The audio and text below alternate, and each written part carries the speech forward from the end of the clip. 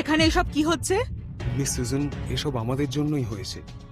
আমরা এই জোকারকে এখানে আসতে দিয়েছি, এর জন্য আমরা ক্ষমা প্রার্থী। মিস সুজন, আপনি হয়তো জানেন না এই পাগল টেন্ডার মিটিং এ ঢুকে পড়েছে আর বিশেষ অতিথির এই চেয়ারে বসে পড়েছে আর এখনো বলছে এই চেয়ারটা ওর জন্য রাখা হয়েছে। শুধু একবার ওর সাহসটা দেখুন, আপনি যদি এক্ষুনি বলেন তাহলে ওকে ঘাট ধাক্কা দিয়ে বাইরে বার করে দিচ্ছি। এই ছেলেটা খুবই শয়তান মিস সুসান।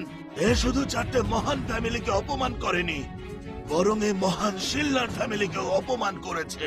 যদি আপনি অনুমতি দেন তাহলে এক্ষুনি ওকে বাইরে বার করে দিচ্ছি।